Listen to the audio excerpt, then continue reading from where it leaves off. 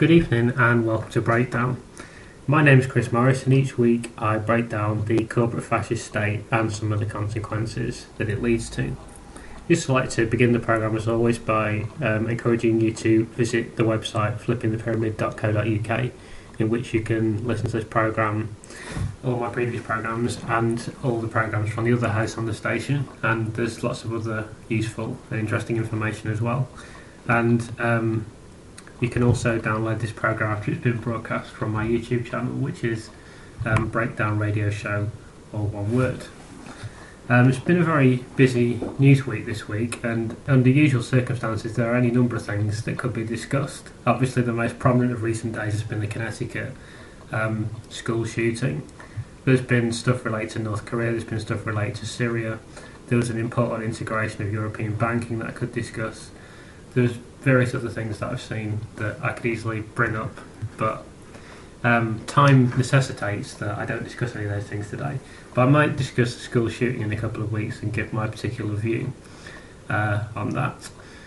But I'm not going to discuss that today because I'm going to continue with the programme that I began last week, which was discussing the Anglo-American post-Second World War foreign policy. Now, you may recall, or you may not recall, that we got up to the year 1970 by the end of last week's programme, so I'm simply, as quickly as possible, going to continue this discussion and begin from the point that we got up to. So the first thing I want to discuss can be introduced by the following. On the 8th of March 1971, a group called the Citizens Commission to Investigate the FBI broke into a small office in Media, Pennsylvania and stole hundreds of declassified documents. Amongst the documents were the details of the widespread surveillance and infiltration of thousands of individuals and organisations. The group photocopied the documents and distributed them amongst media and legislators. An employee of NBC News, Carl Stern, noticed that one of the documents bore the word COINTELPRO. It was from this discovery that the COINTEL programme was unearthed, COINTELPRO standing for Counter-Intelligence Programme. COINTELPRO targeted subversive politically active groups that were a potential threat to the status quo in America, with the intention of infiltrating, disturbing, dividing or dissolving them.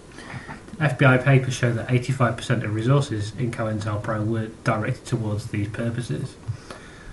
And I think this is something that quite a few people are now aware of. But I think what perhaps people are not aware of were the extent of this programme and the number of groups they infiltrated and how relatively benign some of these groups were. So I'll just give a brief record of some of the groups that we know for a fact were targeted and infiltrated by COINTELPRO and some of the activities that took place against them. Firstly, communist organisations. There was actually a specific programme related to this called COMINFIL, which means communist infiltration. And these specifically looked to infiltrate communist groups or groups that were perceived to have communistic sympathies. Investigations regarding COMINFIL, quoting from a book here, reached into domestic groups in every area of American political life. They also infiltrated socialist organisations. For example, under the direct order of then FBI Chief J. Edgar Hoover, the FBI infiltrated the Socialist Workers' Party, attempting to sow dissension within their ranks and to promote a hostile public opinion by leaking false stories to favourable reporters. This took place despite the fact that the Socialist Workers' Party had a highly insignificant membership at that time, in terms of numbers. I think there was a film made about J. Edgar Hoover quite recently. I haven't seen it because there's no point watching mainstream films about political figures. And I've seen that film Nixon, and it was ridiculous. Oh, is it Frost Nixon? And there's some interesting elements to it, but I mean the political content is ridiculous. So I haven't actually seen it, but I'd be highly surprised. I'm sure they made him look like a really heroic figure because that's what usually happens. You know, this film Frost Nixon made Nixon look like a slightly confused old man who was just a bit old-fashioned. So, and I mean, not only did they not mention, I'm coming to Watergate in a bit actually. So I've got a clip related to that I'm going to play.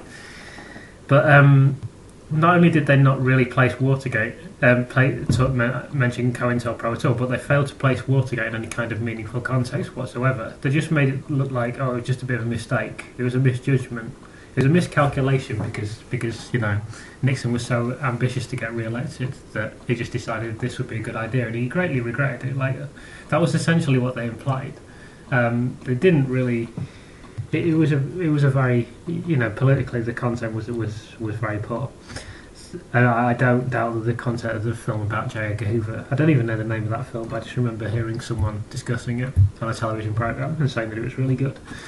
So I'm sure that would be equally bad. But I mean, this is the kind of thing he was really involved in, just in case you ever do see that film, or just in case you've seen it already. So another group they infiltrated were organisations and individuals associated with the civil rights movement. Of course, this was a massive time of the civil rights movement organising and then getting some traction, essentially, with Vietnam being so prominent. And it's often said that the 60s was a very countercultural time. I think that's debatable, but it was certainly the first time the establishment had been challenged by organised movements and organised civil rights movements, and certainly in America. So, for example, documents from COINTELPRO show that the famous civil rights leader Martin Luther King was placed under constant surveillance. The bugging and wiretapping of him, as well as correspondence between Hoover and the Attorney General Robert F. Kennedy regarding him. They also surveilled the National Association for the Advancement of Coloured People. The FBI infiltrated this group over 3 decades. And the Congress of Racial Equality was also infiltrated, with the FBI referring to this group as a black nationalist hate group. Other groups that promoted black civil rights were also infiltrated. For example, the FBI utilised the services of an infiltrator in order for the Black Panthers to be undermined. They actually printed a racist and violent-oriented colouring book for children and pretended that the Black Panthers had created this. Although the leadership of the Black Panthers became aware of this, the FBI mailed copies to several companies, including Safeway stores, Mayfair Markets and Jack in the Box, which had been contributing to the Black Panthers Breakfast for Children programme in order to instigate the withdrawal of that support. They also infiltrated the American Indian movement. To give one example, the FBI used a husband and wife team called Jill and Harry Schaefer, who infiltrated the support apparatus of the American Indian movement and then boasted afterwards that they managed to divert substantial funds raised for legal defence. They also infiltrated a broad range of organisations that the FBI labelled the New Left, including Students for a Democratic Society. So that should really give you a very strong indication of the lengths that they were willing to go to infiltrate a students group, just a group that's in university that's politically aware. They're not really going to be a great threat to the American federal government, but that's how far they're willing to go. Hoover himself directly asked for unauthorised phone taps on this group. Declassified documents show that the FBI conspired to fraudulently make this group appear to have communist sympathies. And there's a famous also left-leaning group called the Weathermen, which the FBI also infiltrated. They had the Weathermen evicted from their headquarters in Boston. They planted derogatory photographs in New England newspapers regarding this group, and they instigated violence during a Weathermen protest that led to 12 Weathermen being charged. 9 of these people were actually FBI agents. So it was actually also asserted that just the sheer number of repressive actions carried out by COINTELPRO with regards to the left-wing movement played a central role in the repressive climate that the movement encountered in the latter years of the 1960s, which contributed to its splintering at that time. Excuse me. COINTELPRO also infiltrated all groups protesting the Vietnam War. For example, in 1972, the so-called Gainesville 8 members of the Vietnam Veterans Against the War were set up by the FBI and charged with conspiring to disrupt that year's Democratic and Republican national conventions in Miami through the use of various offensive weapons. The timing of the federal grand jury for this case served the purpose of dismembering peaceful VVAW demonstrations at either of these conventions. They also infiltrated organisations and individuals associated with the women's rights movement. Declassified documents show that the women's liberation movement was a major target of COINTELPRO and remained so even after the programme became public knowledge. The FBI infiltrated and disrupted feminist organisations, publications and projects, and considered the groups to be extremist and dangerous. They also infiltrated nationalist groups, such as those seeking independence for Puerto Rico. The FBI made a concerted effort to repress the Independentista movement, declassified documents showing that the FBI spent at least 7 years infiltrating high school groups related to Puerto Rico independence. The group even took action against additional notable individuals. For example, COINTELPRO placed Albert Einstein under surveillance for decades due to his supposed links to communism. Other apparently completely innocuous famous people subjected to surveillance were the Beach Boys and Liberace, and perhaps less surprisingly so, Marilyn Monroe was. And furthermore, we've obviously already demonstrated that Hoover was fundamentally involved in this particular campaign, but it was also known about at the highest levels of the White House.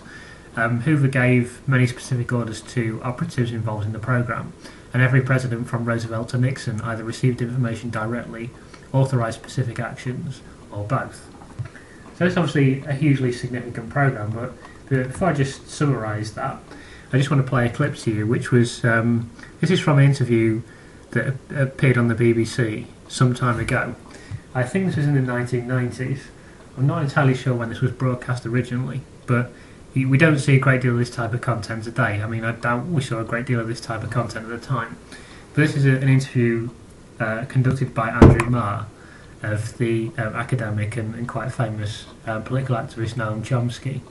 So if you just listen to this clip, I think you'll find this an informative clip about Andrew Marr and about the BBC.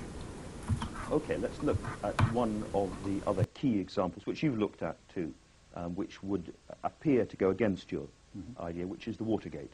Watergate is a perfect example. We've discussed it at length in our book, in fact, and elsewhere. It's a perfect example of the way the press was subordinated to power. But this brought down the president. Let me give you just a minute. Let's take a look. What happened there, here it's kind of interesting, because you can't do experiments in history, but here history was kind enough to set one up for us. The Watergate exposures happened to take place at exactly the same time as another set of exposures, namely the exposures of COINTELPRO. Oh, sorry, you have to explain that. It's interesting that I have to explain it because it's vastly more significant than Watergate. That already makes my point. Okay, so we see there that the venerable political journalist Andrew Marr, who's paid several £100,000 every year to be a political journalist for the BBC, has never even heard of COINTELPRO. So that would pretty much sum up his contribution to political discourse. And if you ever watch his programme, you'll see many other or any of the programmes he's involved in, particularly involved in that stupid programme on Sunday morning where he invites David Cameron to sit in a mocked-up studio that looks like they're pretending to have breakfast and then asks them some piss-easy questions. And he gets paid £700,000 a year to do that. To sit there and go, so, Prime Minister, are you concerned about the level of growth in the UK economy? And then David Cameron comes out and gives a very long rehearsed answer, which is exactly... and to the question, which is exactly the question he would have wanted to have been asked. And then Andrew Marr sits there looking very thoughtful and very concerned about the whole thing, while there's a bowl of fruit between them, as if they're going to sit down and have a banana together. That's what he gets paid hundreds of thousands of pounds for. Never heard of COINTELPRO, of course. Never even heard of it. Never mind have a view on it. Doesn't even know what it is. And I bet he never bothered to look it up after Chomsky explained to him what it was. And he does go on in the clip to explain what COINTELPRO is and why it's significant. It's well worth watching the whole interview just so you can see how little Marr knows and how baffled and increasingly flustered he is in front of Chomsky. But to just contextualise why COINTELPRO is particularly important, it obviously represents the absolute polar opposite of anything democratic. Because if a free country is defined by anything, it must be by the right for political organisations to assemble, organise and campaign without interruption.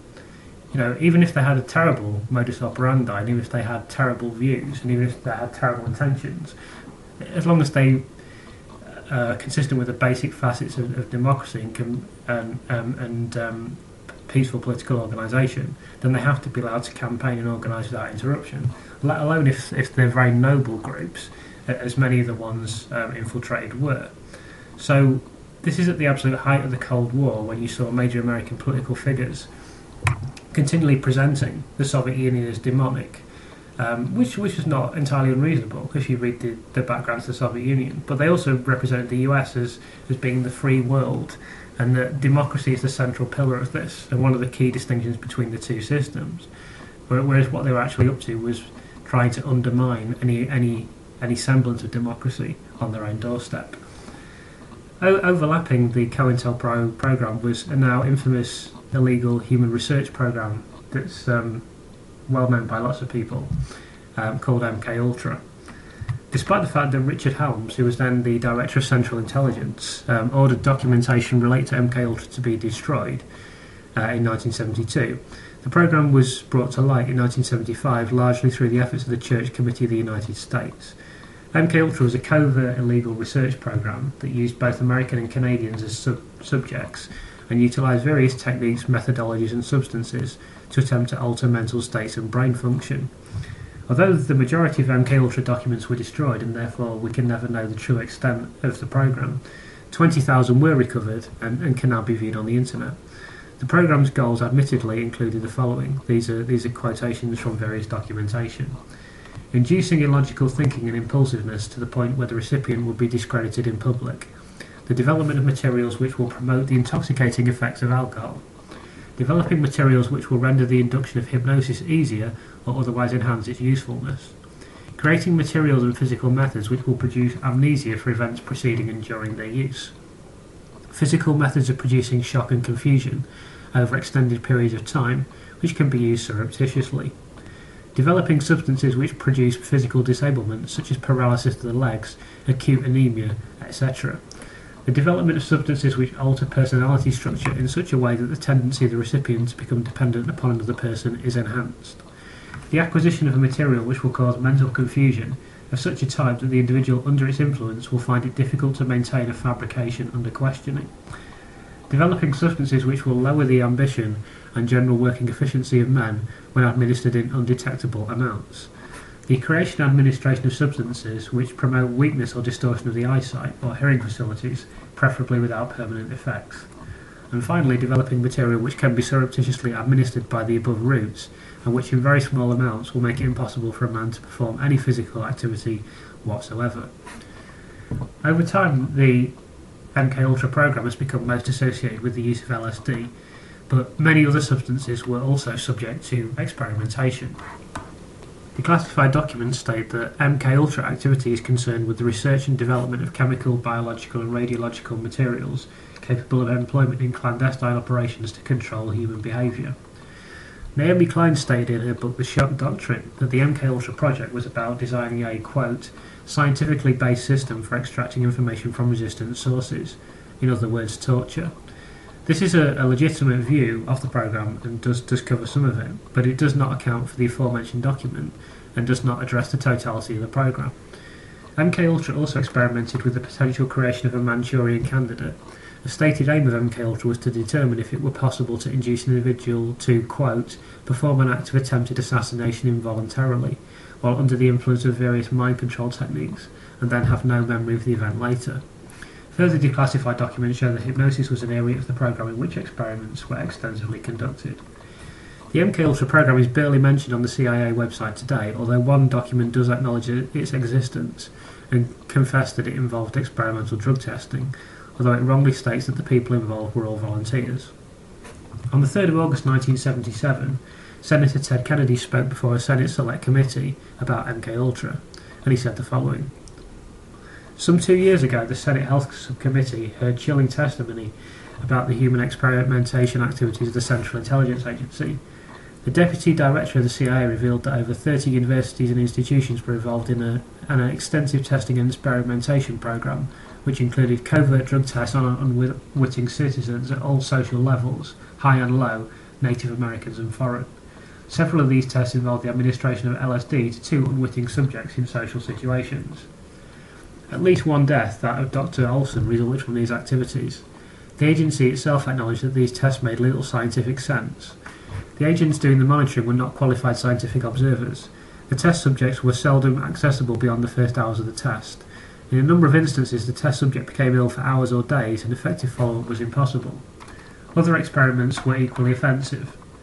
For example, heroin addicts were enticed into participating in LSD experiments in order to get a reward, namely heroin. Perhaps most disturbing of all was the fact that the extent of experimentation on human subjects was unknown. The records of all these activities were destroyed in January 1973 at the instruction of then CIA Director Richard Helms. In spite of persistent inquiries by both the Health Subcommittee and the Intelligence Committee, no additional records or information were forthcoming, and no one, no single individual, could be found who remembered the details, not the Director of the CIA who ordered the documents to be destroyed, nor the official responsible for the programme, nor any of his associates. The New York Times reported a transcript of the Senate hearing regarding MK-Ultra in its entirety. Obviously, this was another highly controversial programme that would be strongly against any notion that this is the society of the free and the land of the free and a democratic culture. In 1973, the United States approved the overthrow of the democratically elected leader of Chile, Salvador Isabelino del Sagrado Corazon de Jesus Allende Gossens, more commonly known as Allende. I just spell Allende as Allende, should you wish to look that up. Allende's crime by now should be obvious. He had adopted the policy of nationalising Chilean banks and industries, massive expropriation of land, and invoking collectivisation. The United States were not about to allow this to occur. Allende had first caught the attention of the United States when forging a friendship with the Cuban leader Castro, although it was understood in the years leading up to the coup that Allende had never made excessive overtures towards the Cuban leader.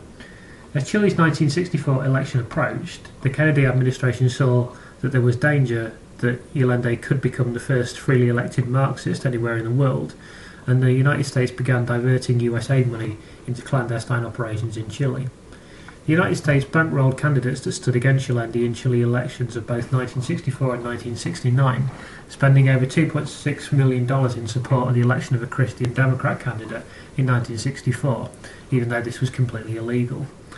In later years, this CIA went down the by now well-trodden and rehearsed route of investing in newspapers and radio stations in Chile. Some $1.2 million was spent on this in 1971, and these stations were then turned into anti-Allende propaganda stations. In addition, the federal government also brokered extensive investment in opposition political parties, again a completely illegal activity. In total, $13 million was spent on covert operations in Chile by the US government between 1963 and 1974. Meanwhile, it has been noted that between 1932 and the overthrow of Allende in September 1973, constitutional rule in Chile was completely unbroken. Indeed, a 1972 title published by the New American Library was The Triumph of Allende, Chile's Legal Revolution. The United States federal government had been dismayed by Allende's 1970 election victory, in which he secured 36.6% of the vote in a three-horse presidential race, despite the huge amounts of US money being funneled into Chilean propaganda programs and attempts to influence the election. As well as the US federal government, it has also been asserted that the very name of Allende was loathed by certain powerful corporations that had business interests in Chile, notably ITT, Pepsi-Cola and the Chase Manhattan Bank. This loathing quickly communicated itself to President Nixon. Nixon had strong ties with Donald Kendall, the president of Pepsi-Cola, who had given him his first corporate account when, as a young lawyer, he had joined Mitchell's New York firm. After discussions with Kendall and with David Rockefeller of Chase Manhattan, and with the CIA Director Richard Helms, who I just previously mentioned with regards to the destruction of MK-Ultra documents, Kissinger went with Helms to the Oval Office. Helms's notes of the meeting show that Nixon wasted little breath in making his wishes known. Allende was not to assume office under any circumstances. A memorandum from that time reads as follows: not concerned with risks involved, no involvement of embassy, $10 million available more if necessary, full-time job, best men we have, make the economy scream, 48 hours of plan for plan of action. The US Senate committee hearings into the Chilean episode later found that the CIA and the US government had been keen to assassinate Allende in 1970, but were also instrumental in the murder of the commander-in-chief of the Chilean army, General René Schneider, who had refused to participate in any plot to oust Allende. A bloody coup eventually followed on the 11th of September 1973. The CIA spent twice as much as per Chilean voter to block Allende as the total spent per voter by both parties in the US elections of the same year. Meanwhile, the New York Times reported that the CIA spent $8 million on clandestine activity in the years 1972 and 1973 alone. Once the military junta that overthrew Allende had seized power, General Augusto José Ramón Pinochet Ugarte took control of the country, more commonly known today as General Pinochet. Having deposed the Allende government, the military junta immediately shut down the Congress and machinations of government. Thor Halvorsen, the president of the Human Rights Foundation, said the following about Pinochet, quote, "He shut down parliament, suffocated political life, banned trade unions and made Chile his sultanate. His government disappeared 3,000 opponents, arrested 30,000, torturing thousands of them. Pinochet's name will forever be linked to I'm not very good at pronouncing this, Desaparecidos, the caravan of death and the institutionalised torture that took place in the Villa Grimaldi complex." The Daily Telegraph reported in June 2011 that Pinochet's violent seizing of power led to between 1,200 and 3,200 deaths, 80,000 internments, and up to 30,000 people were tortured by his regime, including women and children. They also reported that the coup was CIA-backed. However, more reliable figures have placed this number between 3,000 to 10,000 deaths. The United States continued with propaganda operations after the coup had taken place, continuing to fund pro-Hunter news media within Chile. I'm just going to play to you a clip now that's taken from the John Pilger film, The War on Democracy. It should become evident during this clip what exactly is occurring. Duane Claridge was head of the CIA's Latin American division in the early 1980s. Chile, the only reason it exists is because of Pinochet. At a huge human price. What human price? Give me a break. The thousands who were disappeared and murdered. Thousands? You count them. What thousands? Well, and I've don't seen... talk to me about truth commissions. I've seen their names Okay. in the cemetery in Santiago. Yeah, I you're have saying, too. Yeah, you're there saying aren't they're thousands. fakes? There aren't thousands. Well, There aren't thousands, sir.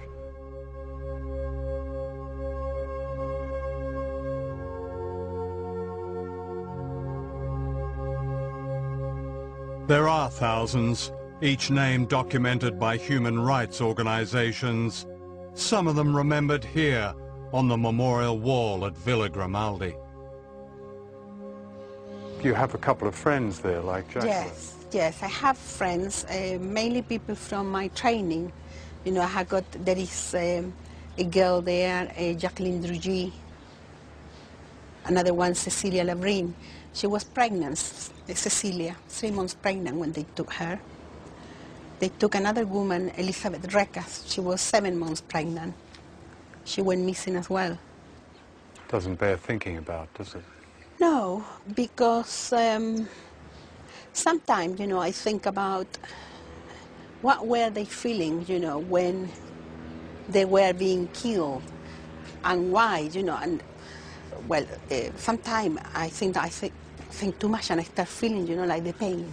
What do you feel when you are being killed? And in such a way that I find frightening, really. Yeah. Because you wish, you know, that you could have done something for them. Such the isolation, you must feel totally, I don't know, what do you think, really? Alone. Yeah, very, very much alone.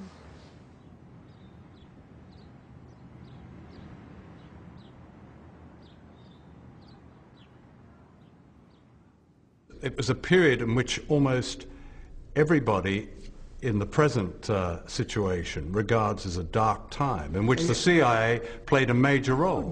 That's right. They played a major role in overthrowing, what's his name? What's his name was Salvador Allende. Yeah, fine. Okay. He was democratically elected. Right. Okay. Is that okay to overthrow a democratically elected government? Is it okay? It depends on what your national security interests are. Are you denying that Pinochet caused huge suffering in that country? I don't buy. That he committed crimes, I agree. Mm-hmm. But it's Okay? worth it. Huh? Is that what you're saying? Yeah, Those crimes are worth it? Yeah. Sometimes, unfortunately, things have to be changed in a rather ugly way. So you can hear from that clip that the person who was fundamentally involved in the overthrow of Allende couldn't even name him some years later, couldn't even give his name, just some bloke that had to be overthrown for security reasons, of course. although it was completely unable to specify what those security reasons were. When confronted about the crimes of Pinochet, he admitted that crimes had taken place. He admitted that crimes had been committed, but questioned the magnitude of those crimes, even though the level of those crimes is completely documented. I haven't played the rest of that particular interview, but it goes on to claim some quite incredible things. And as the interview goes on, you really get to see the sort of socio and psychopathic nature of him and of people like him, as he claims that we should be thankful for the overthrow of Allende in Chile, and that it's somehow the covert intelligence operations that the CIA operate in somehow contribute to our security at home. It's hard to understand how, but these people are so embroiled in their own mentality, and people who constantly agree with them and constantly see the world in the way that they do, I think in some cases they actually come to believe that the complete lies and duplicity that they're involved in. And if you actually listen to the rest of the interview, he does, as I say, go on to claim that what happened in Chile was completely justified. Of course, it wasn't justified at all. Even if the United States didn't constantly proclaim to be democratic and didn't constantly claim to be motivated by spreading democracy in their foreign policy, under any circumstance it would be unjustified. But as once again, it was the complete antipathy of any such policy and the complete antithesis of the spread of democracy. To claim that it was in the interest of the American people, and to claim that the American people somehow benefited from it, is pretty dubious, especially when they funded the operation through taxation, as is the case, of course, with all this foreign policy and all these military interventions. We see the United States today embroiled and still with no timetable to withdraw troops from Afghanistan. They could hardly claim to be unaware of the testing nature of military campaigns in Afghanistan, as their Cold War rival, the Soviet Union, toiled for 9 years unsuccessfully in the Soviet-Afghan conflict that began in 1979. Even if this had somehow incredibly escaped the attention of the United States, which one would have to say is pretty unlikely, such willful ignorance cannot be dismissed, because the Mujahideen militia involved in the conflict were significantly financed, armed and trained by the United States Central Intelligence Agency during the administrations of Jimmy Carter and Ronald Reagan. Incidentally, Jimmy Carter likes to go around saying that when he was the president, we never fired a bullet at anyone, but he does not quite so quick to point out that they massively funded the Mujahideen that later became the Taliban. Operation Cyclone was the name of the Central Intelligence Agency operation to arm, train and fund the Mujahideen military effort in Afghanistan, which took place from 1979 to 1989. This operation trained, radicalised and armed at least 35,000 zealots who were later to take up prominent positions in the Taliban and Al-Qaeda. As John Colley wrote in Unholy Wars, Afghanistan, America and International Terrorism, Margaret Thatcher's government supported the American-funded jihad with full enthusiasm, with Osama bin Laden given full reign. The former British Secretary for State for Foreign and Commonwealth Affairs, Robin Cook, had confirmed as much when writing in The Guardian. Bin Laden was, though, a product of a monumental miscalculation by Western security agencies. Throughout the 1980s, bin Laden was armed by the CIA and funded by the Saudis to wage jihad against the Russian occupation of Afghanistan. It should be noted, though, that there's considerable debate over whether Al-Qaeda exists as a single coordinated network. I mean, I would strongly assert that it doesn't exist in that sense. Cook also wrote in The Guardian that Al-Qaeda was, quote, literally the database, originally the computer file of the thousands of Mujahideen who were recruited and trained with help from the CIA to defeat the Russians. Now, I would really assert that Al-Qaeda is simply an ideology, you might say, that is used by certain radical groups when they commit certain atrocities or when they wish to make themselves public in a certain way. It's not some sort of coordinated network where there's a massive centralised bureaucracy that's directing activity of thousands and tens of thousands of agents and activists all over the world, as is often implied. It's merely ideology that people attach themselves to. The cost of Operation Cyclone to the American taxpayer has generally been placed at around $4 billion. and this is assumed to be the bare minimum expenditure. However, the writer Ahmed Rashid, who has written extensively on the region, has stated that the expense of Operation Cyclone was in excess of $10 billion. From 1986, the Maktab al-Khidamat, also known as MAK, and also sometimes referred to as the Afghan Services Bureau, established a network of recruiting and fundraising offices in the United States, the hub of which was the Al-Kifar Refugee Center at the Farouk Mosque in Brooklyn's Atlantic Avenue. This was considered a place of pivotal importance for Operation Cyclone, as many notable figures were recruited here, among them the double agent Ali Abdul Saud Mohammed, who was described by Federal Bureau of Investigation Special Agent Jack Clunan as, quote, bin Laden's first trainer, and the blind sheikh Omar Abdul Rahman, a leading recruiter of Mujahideen in Afghanistan, who obtained entry visas with the assistance of the CIA in 1987 and 1990. Al-Kifar also had a training camp in Connecticut, where recruits received paramilitary training and weapons induction, according to evidence from terror trials. Furthermore, several former members of the CIA were employed there as expert consultants. The co-founder of the MAK, Sheikh Abdullah Azam, visited the mosque of Brooklyn, St. Louis, Kansas City, Seattle, Sacramento, Los Angeles and San Diego, although there were 33 cities in America that opened branches of bin Laden and Azam's organisation, the Services Bureau, in order to support the jihad against the Soviet Union. So, if you look at this particular evidence, I mean, if you imagine this activity was going on today, I mean, the people who were involved in it would be thrown in Guantanamo Bay and tortured for years without ever being charged. But at the time, because it suited US foreign policy, it was openly encouraged. And Operation Cyclone was intrinsically funded and supported by Britain as well, with MI6 involvement. The keenness of the Anglo-American establishment at this time, particularly the United States, to fund, train and radicalise this jihad-driven army was to serve strategic purposes in their long-term rival for primacy with the Soviet Union, which was namely to embroil the Soviets in their own Vietnam. In an interview with Le Nouvel Observateur in France in January 1998, the United States National Security Advisor at the time, Zbigniew Brzezinski, it's that name again that keeps cropping up every so often, stated that, quote, "We didn't push the Russians to intervene, but we knowingly increased the probability that they would."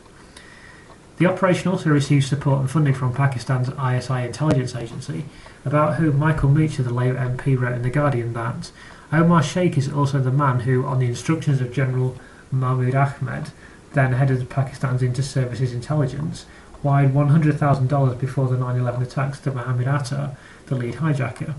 It is extraordinary that neither Ahmed nor Sheikh have been charged and brought to trial on this count. Why not?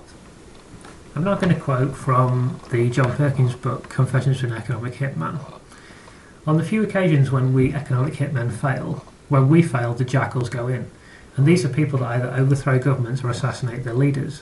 Because I couldn't bring Roldos of Ecuador in to rehouse the Panama route, this is a reference to Jaime Roldos Aguilera, who was the president of Ecuador from the 10th of August 1979 to the 24th of May 1981. During his short tenure, he was known for his firm stance on human rights. Because I couldn't do this, I couldn't get them to accept these large onerous loans. Both of them were assassinated by CIA-sponsored jackals. Aguilera and the then president of Panama, General Omar Afraid Torrijos, both died in plane crashes between May and July of 1981. Perkins states in his book that both of the planes were sabotaged with CIA bombs. The author Graham Greene wrote a book about Torrijos, whom he considered a friend, called Getting to Know the General. In it, Greene recounts how a professor of philosophy at Panama University, Jose de Jesus Martinez, told Greene that the plane had been bombed. And I quote from this book. In August 1981, my bag was packed for my 5th visit to Panama when the news came to me over the telephone of the death of General Omar Torrijos Herrera, my friend and host. The small plane in which he was flying to a house which he owned at Coclecito in the mountains of Panama had crashed, and there were no survivors. A few days later, the voice of his security guard, Sergeant Choo Choo, alias Jose de Jesus Martinez, ex-professor of Marxist philosophy at Panama University, professor of mathematics and a poet, told me, quote, "There was a bomb in that plane. I know there was a bomb in the plane, but I can't tell you why over the telephone." To go back to Perkins, he continues, "On the few occasions when the jackals also failed, which is what happened in Iraq with Saddam Hussein, where both economic hitmen and the jackals were unable to get through to Hussein, On those few occasions then, and only then, do we send in the military. And so we have this empire today. It's a global empire that's been created pretty secretly, because most of us aren't aware that this sort of thing is going on. And it's the world's first truly global empire, and created primarily without the military and in secret. So Perkins' book describes the covert activity he was involved in throughout the globe in poor countries such as Indonesia, Colombia, and the aforementioned Panama and Ecuador, and also oil-rich countries such as Saudi Arabia and Iran. In the epilogue, he strongly argues the state we're living in today doesn't even closely resemble democracy, but could more accurately be described as corporatocracy. I'd now like to move on to discussing the Reagan Doctrine and briefly some of the issues related to that. Again, this is another subject that you can't possibly do justice to, because you could really do a program just about the Reagan Doctrine. Maybe one day I'll do that. But I'll just briefly read from Wikipedia about the Reagan Doctrine, just to give you some idea of what it was. The Reagan Doctrine was a strategy orchestrated and implemented by the United States under the Reagan administration to oppose the global influence of the Soviet Union during the final years of the Cold War. While the doctrine lasted less than a decade, it was the centrepiece of United States foreign policy from the early 1980s until the end of the Cold War in 1991.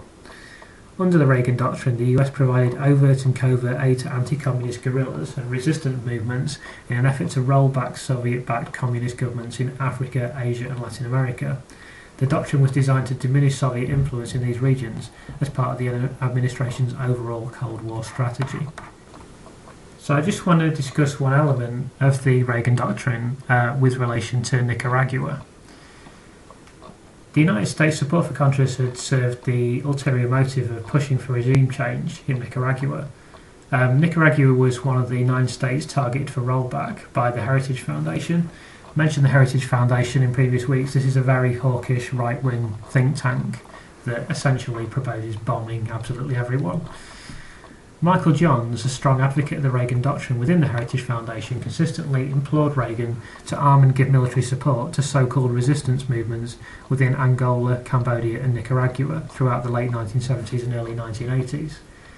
Though the American government made more capital out of calling the Contras freedom fighters, the US had shown very little interest in the country, while Anastasio Somoza Debayle, the dictatorial leader, had been running the country.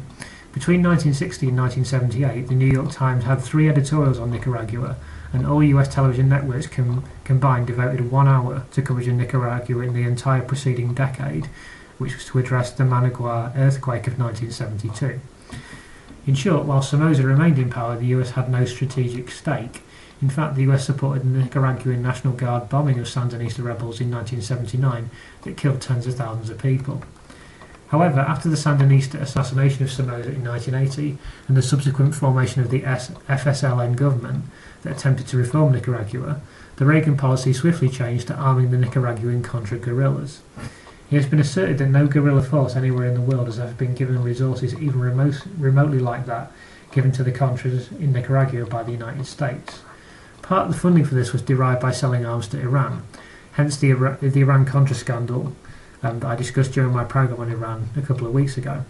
This was also partly the motivation for trafficking cocaine into the United States, which I will discuss in due course. With regards to Nicaragua, the international aid organisation Oxfam stated that from its experience of working in 76 developing countries, Nicaragua was exceptional in the strength of its government's commitment to improving the conditions of the people and encouraging their active participation in the developmental process. Of the 4 Central American countries where Oxfam had a significant presence, the others being El Salvador, Guatemala and Honduras, only in Nicaragua was there a substantial effort to address inequities in land ownership and to extend health, educational and agricultural services to poor peasant families. The World Bank called its projects extraordinarily successful, better than anywhere else in the world. In 1983, the Inter-American Development Bank predicted that Nicaragua has made noteworthy progress in the social sector, which is laying the basis for long-term socio-economic development. Naturally, despite the usual US proclamations at that time of supporting democracy and believing in freedom and liberty, such a situation could not be allowed to develop. The efficacy of Sandinista reform was a bitter pill for the US administration to swallow. As Noam Chomsky put it, the hatred that was elicited by the Sandinistas for trying to direct resources to the poor, and even succeeding at it, was truly wondrous to behold. Just about all US policymakers shared it, and it reached a virtual frenzy. In 1981, a State Department insider boasted that the United States would, quote, turn Nicaragua into the Albania of Central America, i.e. poor, isolated, violent and radical, so that the Sandinista desire to create a politically stable model for Latin America would be severely compromised, if not completely ruined. Thus, the US exerted extreme pressure to compel the World Bank and Inter-American Development Bank to terminate all projects and assistance in the region. Secondly, the Contra War was launched, and which led to Iran-Contra and all its associated scandals. And thirdly, the United States intelligence agencies began their by now well-established propaganda and disinformation campaigns throughout the country. While the United States was engineering its extensive covert support for the Contras, Britain provided strong diplomatic support to the US and utilised security company KMS to train and recruit Contra guerrillas and conduct gun-running operations for the Contra effort. In fact, the collusion between the Reagan and Thatcher governments came out during the Iran-Contra hearings and was confirmed by the Aspin papers, named after and composed by Leslie Aspin, the Secretary of Defence under Bill Clinton. And I'm not going to discuss this at great depth because this is another thing that I'm going to do a programme about in the future, but I am going to mention this topic later again with relation to Afghanistan, which is that during the well-publicised Iran-Contra scandal and hearings that I mentioned a couple of weeks ago, that involves senior figures in the Reagan administration, it was shown that the Reagan administration facilitated the sale of arms to Iran that was under an arms embargo at the time. It also came to light that the CIA was involved in cocaine trafficking as part of its operations in the region. This is by far from the only time that the Central Intelligence Agency and the US military has been involved in the trafficking of drugs. As I say, I want to do a programme about that in particular, so I won't be discussing that in great depth today, but I'm going to mention more drug trafficking in relation to Afghanistan later in today's programme. So I previously mentioned the assassination of one of the leaders of Panama. In 1989, the US invaded Panama. During this invasion, the death toll of civilians was widely covered up by the mainstream American media and suggested that it was no more than a couple of hundred. However, in a September 1990 expose, the CBS's 60 Minutes programme reported the existence of at least 6 yet-to-be exhumed mass graves and concluded that Panamanian civilian deaths were more likely to be in the region of 4,000. Furthermore, the Peace and Justice in Panama, the Central American Human Rights Commission, the Panamanian National Human Rights Commission, the Panamanian Episcopal Commission, and the National Lawyers Guild, all estimate the death toll as also being in the region of 4,000 people. As with most conflicts of this time, the Panama invasion was justified as a prevention of Soviet expansion by the free world. However, in the so-called free world, Britain was the only nation that publicly supported the American action. And so you can see that all this completely unjustified activity at this time was all placed in the context of the Cold War, and it was all described as being necessary to oppose the tyranny that was the Soviet Union, the tyranny that was communism, the tyranny in some cases that was Marxism. Now, the Soviet Union was not a great state, of course, and was every bit as tyrannical as some of the behaviour of the United States, so I wouldn't mean to imply otherwise, but you can see really from the documented record what actually happened, that the actual intelligence agency and military behaviour of the United States was in no way consistent with its supposed and stated ideals. And I'm not going to go into this because, again, it's a vast subject, but if you watch the Adam Curtis film The Power of Nightmares, there's a hell of a lot of information in there about how the Soviet Union, the capabilities of the Soviet Union, the threats the Soviet Union had, and what the Soviet Union was intending to do, was greatly exaggerated by the CIA and by the American government at that time.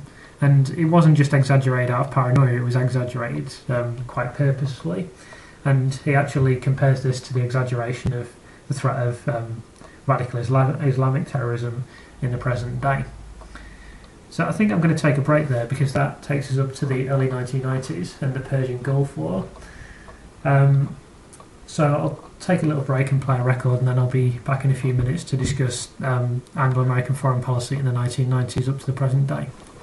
So that takes us up to the Persian Gulf War, which took place in 1991. I'm not going to be discussing this at depth because I discussed the context of it in previous weeks, with the United States having openly supported Saddam and been intimately involved with corporations like Bechtel in constructing the chemical weapons factories that were used in the gassing of the Kurdish people, which the United States then later used to illustrate the fact that Saddam was a tyrant that they previously supported and armed. I will just say that an estimated 35,000 Iraqi civilians were slaughtered in this campaign by the British and American military forces. And of course later Iraq was to be invaded again in recent years. While Britain was involved with supposedly attempting to remove the dangerous tyrant Saddam Hussein, but was in reality protecting its oil interests and the primacy of the US dollar, and particularly corporate oil interests. The Indonesian regime that I'd mentioned in last week's programme, that was bolstered and buttressed by British support, was again involved in an occupation of East Timor. After decades of negative involvement in the region in the early 1990s, a spokesman for East Timor's independent movement described Britain as, quote, the single worst obstructionist of any industrialised country concerning rampant Indonesian violence in East Timor. Britain fostered numerous arms deals with the Indonesians, a relationship that continued into the 21st century. In 1983 to 85, as Britain was preparing to export air defence systems to Indonesia, 4,500 people were murdered by death squads. On the same day in 1991 that a co-production agreement between British Aerospace and Indonesia for the Hawk fighter trainer was reported, the US press reported that 5,000 people had been killed in the Aceh province in Indonesia in recent months. Most were brutally killed by the Indonesian army due to attempts to suppress the independence movement. There was no British confusion over the nature of the people that they were supplying. The military commander of the Aceh province was quoted as saying in November 1990 that if you find a terrorist, kill him. There is no need to investigate. If they don't do as you order them, shoot them on the spot or butcher them. Close relations between Indonesia and the UK were undisturbed by the massacre in Dili, the capital of East Timor, in November 1991, when Indonesian troops slaughtered hundreds of people that were simply demonstrating against the aggressive occupation. In the ensuing climate, Britain delayed announcing the sale of a Navy support ship to Indonesia due to the international condemnation of Indonesia's acts. The sale took place the following month instead. So, as a result of Britain's military intervention and the arming of the Indonesian people and the coups and overthrows and meddling in Indonesia's internal affairs that took place, 1 million people were slaughtered in Indonesia and East Timor as a direct consequence of Britain's foreign policy in the region. After this Indonesia and East Timor issue, there was the war in Kosovo. I discussed this in a programme previously, so I'm not going to go into the details again, but Kosovo remains a war zone to this day, and it continues to be occupied by NATO troops some 14 years after the conflict actually took place. So this then takes us to Operation Enduring Freedom, which was the conflict in Afghanistan that continues to this day. I'm not going to discuss all of the context and all of the Afghan war in depth because it's obviously very well known about, but let's just reiterate the following. Firstly, the US had funded the Mujahideen, including bin Laden, in Operation Cyclone. Secondly, they never actually proved that bin Laden was involved in 9/11, and this has been written about quite recently by the person who I played a clip of earlier in the programme, Noam Chomsky. Thirdly, the Taliban had stated that they would cooperate with the US efforts to locate bin Laden, but he wasn't in Afghanistan. And fourthly, that the US knew very well that the Soviets had toiled for a decade in Afghanistan before withdrawing, and that any military effort would be similarly drawn out, which of course it has been. I'd just like to discuss one particular element of the Afghanistan conflict, which I think is particularly important and relevant. In 1998, Julie Sears, a military analyst for the United States Defense Intelligence Agency, also known as the DIA, travelled to Afghanistan. Already fluent in local languages and knowledgeable about the culture, she'd made a previous undercover trip there in October 1997. Travelling undercover, she met with Northern Alliance leader Ahmed Shah Massoud. Sears stated that, quote, the Taliban's brutal regime was being kept in power significantly by bin Laden's money, while Massoud's resistance was surviving on a shoestring. With even a little aid to the Afghan resistance, the United States could have pushed the Taliban out of power, but there was great reluctance by the State Department and the CIA to undertake that. She partly blamed the interest of the US government and the oil company Unocal to see the Taliban achieve political stability to enable a trans-Afghanistan pipeline to be built. Sears continues, Massoud told me he had proof that Unical had provided money that helped the Taliban take Kabul. The State Department didn't want to have anything to do with Afghan resistance, or even politically to reveal that there was any viable options to the Taliban. A fortnight later, Sears returned to Afghanistan with a multitude of maps, photographs and interviews. By interviewing captured militia, she learned that the official Afghanistan airline, Ariane Airlines, was being used to ferry weapons and drugs, and learnt that bin Laden went hunting with rich Saudis and top Taliban officials. When she returned to the United States from Afghanistan, her material was confiscated and she was accused of being a spy. A senior colleague of hers said, quote, she had gotten the proper clearances to go and she came back with valuable information, but high-level officials were so intent on getting rid of her, the last thing they wanted to pay attention to was any information that she had. Sears was cleared of any wrongdoing, but her security clearance was pulled completely. She eventually quit the DIA in frustration in 1999. Republican Congressman Dana Rohrabacher later stated that the main DIA official behind the suppression of Sears was Lieutenant General Patrick Hughes, who later became one of the top officials running the Department of Homeland Security.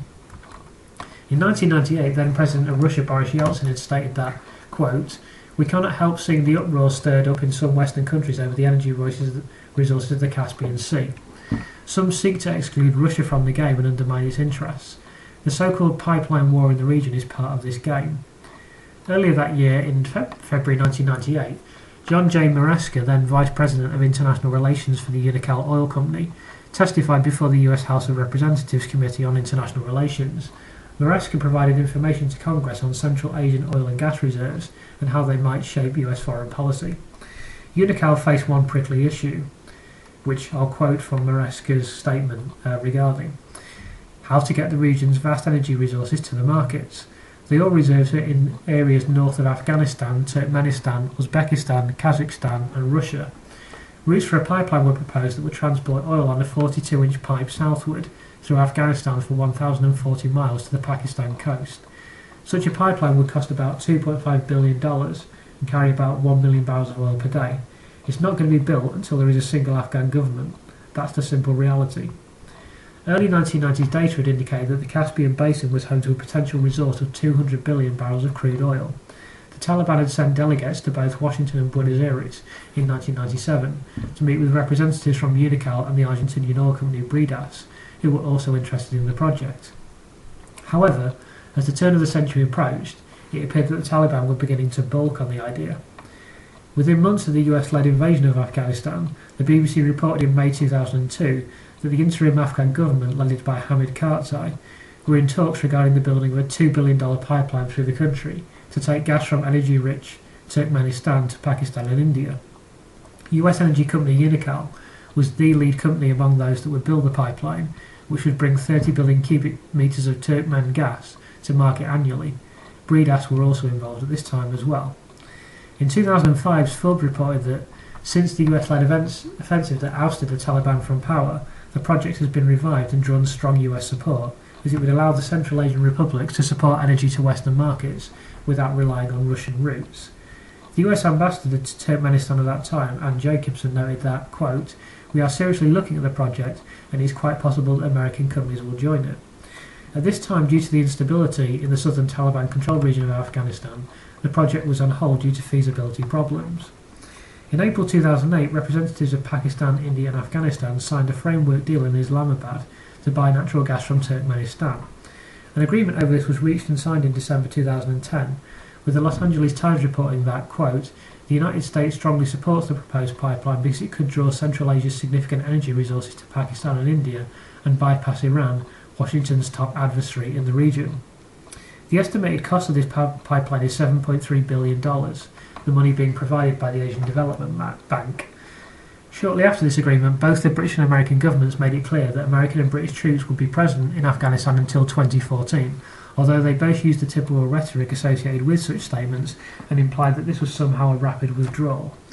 They also prefixed troops with the keyword combat, as in the case of Iraq, meaning that it's not necessarily the case that the troops will be withdrawn completely in 2014.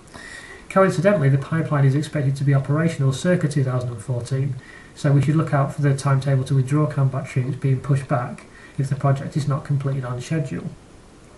In addition to the obvious oil interests in the region, which are one of the obvious motivations for the intervention in Afghanistan rather than supposedly overthrowing the Taliban, which could have been overthrown in 1998, as stated by the intelligence operative Julie Sears, who had clear evidence that that was the case. But the United States were unwilling to do so, or even pretend, or even let it be known to the American public there was even a political alternative to the Taliban. But then later, when they felt the Taliban wouldn't be cooperative with the pipeline idea, suddenly the Taliban were the worst organisation in the world.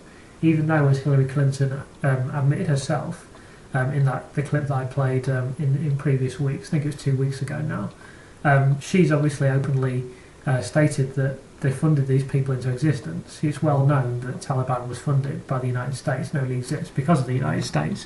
But now the United States were presenting the Taliban as being the worst evil in the world. The secondary issue, in addition to the obvious oil interests, is the issue of opium in Afghanistan. Now, you can look up Afghan opium production on Google or any other research engine. If you go into images, you'll see lots of graphs of opium production in Afghanistan, and you'll see that it completely tailed off in 2001. The reason for this is that the Taliban had decreed that opium cultivation was to be completely banned within the country. It's only when the US military and the NATO military invasion and intervention has got underway and intensified that we see the production of opium greatly increasing, actually reaching a peak around the years 2006 to 2008, by which time NATO was almost in complete occupation of the country. Now, there's a reason that the Taliban, despite attempting to seemingly phase out this particular form of cultivation, there's a reason that it was being grown. And this particular clip that I'm about to play you will give some indication as to why opium was still being cultivated within a country that was essentially being militarily occupied. And now to Afghanistan, where today the Taliban claimed responsibility for that brazen attack we told you about last night, a failed attempt to storm the largest NATO base in southern Afghanistan. Several coalition troops were wounded. The Taliban finances much of its operations by selling opium, which is grown from poppies, which are right now being harvested. So here's the question: why are American troops now helping Afghan farmers grow that opium? Nick Schifrin reports from Afghanistan on a controversial new policy. In western Kandahar, poppy farmers score, till, harvest their crop, and the Americans do nothing to stop them. U.S. soldiers greet farmers. Can you show me which poppy field is yours? They commiserate with farmers having a bad harvest. Tell him I'm very sorry for his field this year, and hopefully he has a better harvest next year. And in one case, they even paid a farmer $1,000 after U.S. and Afghan special forces burned his crop. If you can come down to the base or on my next visit, I'll make a payment. This is controversial. The opium trade is the Taliban's main source of funding. Around here, this poppy isn't only a plant, it's the very basis of the economy here. Poppy grows everywhere in this area, and most of the farmers base their entire income for the entire season on this harvest. And that's why soldiers ignore and encourage the farmers. If the U.S. burned their crop, farmers would blame the U.S. for their poverty and turn toward the Taliban. I'm not going to lie to you, this farmer says. If my poppy were destroyed, I would be very angry. If we secure them having a good harvest, now they're going to get paid for all their hard work, and then we can deal with the trafficking afterwards. And that is the new U.S. policy. After farmers get paid, try to capture drug traffickers. These troops have confiscated 10,000 pounds of opium before the profit reached the Taliban. One day the U.S. hopes to convince farmers to choose legal crops. Until then, the seeds of the insurgency will continue to grow in these fields. Nick Schifrin, ABC News, Kandahar. So when it was considered a beneficial propaganda meme for the United States to be talking about the Taliban's opium cultivation, then that was a big issue, and the amount of opium that was coming out of Afghanistan was terrible, and it was all funding terrorism. But when they had it under control and when they felt that they could benefit from it, It was a good thing to support the farmers then. In fact, the US military, was paying farmers whose crops they've destroyed and making sure that the farmers were able to cultivate crops and taking the crops under their supervision. And as I say, at a time in which the country is being occupied, the crop was, and the amount of opium being produced by Afghanistan had absolutely skyrocketed.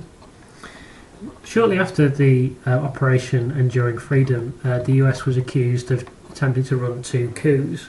The first of these was in April 2002, when the Observer reported that there was a failed attempt to overthrow Hugo Chavez in Venezuela that had been closely tied to senior officials in the US government.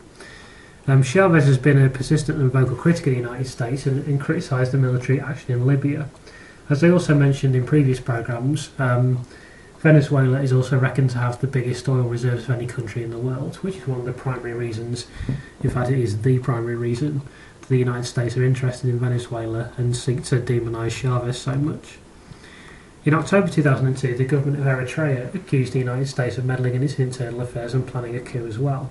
They suggested that the Clinton administration employed the CIA to unlawfully change the government in Asmara during the war between Eritrea and Ethiopia, that the top 11 Eritrean government officials were recruited by the CIA, and that the US had fomented divisions within the Eritrean government among the Eritrean people, and funded the private media to distort the internal political situation. It should be clear by now that the United States has performed precisely these acts countless times previously, and the Eritrean government are highly likely to be telling the truth, particularly as the US has openly supported the Ethiopian military at a later date, as I'll be coming to in due course. Early in 2003, President George W. Bush committed American troops to Colombia. The reason for this deployment was to guard the Cano Limon Covagnas pipeline, which is a 480-mile crude oil pipeline that carries the valuable crude oil commodity from the Cano Limon oil field in the municipalities of Arhuaca, possibly, and Araquita, in Arauca department on the border of Venezuela, to Covagnas on Colombia's Caribbean coastline. It is jointly owned by the Colombian state oil firm Ecopetrol and the US company Occidental Petroleum. You may remember that I mentioned Occidental Petroleum in previous weeks in relation to Libya. During the same year that the American military began guarding the pipeline, the United States also increased military aid to Colombia by $94 million. By 2010, Colombia had doubled its oil production. British Petroleum controls 40% of Colombia's oil production, and Royal Dutch Shell and ExxonMobil also have significant stakes in the country. Occidental Petroleum is revealed to be one of the biggest political contributors of all oil companies, and has recently been encouraged to increase its transparency and accountability on this matter, as it currently does not disclose its payments to trade associations or other tax-exempt organisations that are used for political purposes, nor does it provide comprehensive disclosure of its political contributions. So, once again, we see that the real motivation for the US military intervention and US military manoeuvres is the fundamental desire to control oil. Not again, it's important to emphasise, I've emphasised this in the past and be discussing it again before the end of the programme. It's not a supply issue. It's about corporate control of resources.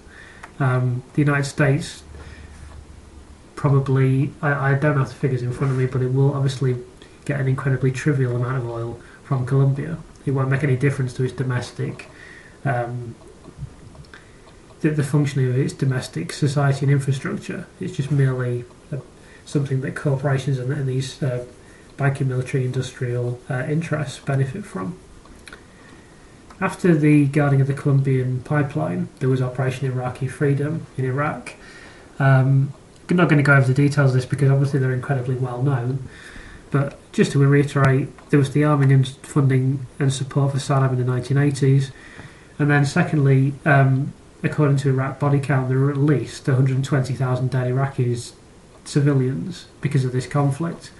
Some estimates have placed the figure much higher than this, but we know for a fact there are 120,000 dead Iraqi civilians just based on media reports. The overthrow and forced exile of Haiti's president, Jean-Bertrand Aristide, in February 2004, with the assistance of Jacques Chirac's French administration, was precipitated by a bloody coup carried out by the disbanded and discredited Haitian army and the CIA-backed death squads that terrorised the population under the former military dictatorship that ruled the country in the early 1990s. The World Socialist website described it as having, quote, ripped aside the democratic pretensions of Washington and the other major powers to expose the brutal and predatory character of resurgent imperialism. Coming back to the issue of Somalia and Ethiopia, Ethiopian troops' involvement in Somalia from 2006 was sanctioned by the US government. Abdi Samatar, Professor of Global Studies at the University of Minnesota, told Democracy Now! That, quote, the Ethiopian invasion, which was sanctioned by the US government, has destroyed virtually all the life-sustaining economic systems which the population has built for the last 15 years. In a Chicago Tribune article entitled US Appears to be Losing in Somalia, Paul Salopek summed the situation up thus. Somalia is a covert war in which the CIA has recruited gangs of unsavoury warlords to hunt down and kidnap Islamic militants and secretly imprison them offshore aboard US warships. The British civil rights group Reprieve contended that as many as 17 US warships may have doubled as floating prisons since the September 11th terrorist attacks. Somalia is one of the great unrecognised US policy failures since 9/11, said Ken Menkhaus, leading Somalia scholar at Davidson College in North Carolina. By any rational metric, what we've ended up there today is the opposite of what we could possibly have wanted.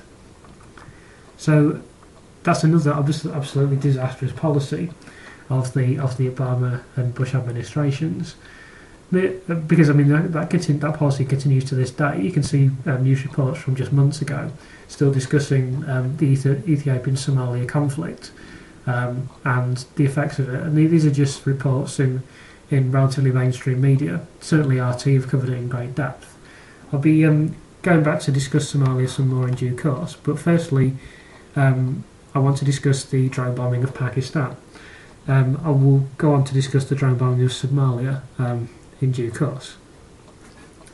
Obama has continued the Bush administration's policy of bombing Pakistan with unmanned drones, and he famously made a completely tasteless joke about predator drones at a public engagement. In fact, when you use the word continued for the Obama administration's policy of drone bombing, a considerably more apt description would be extended.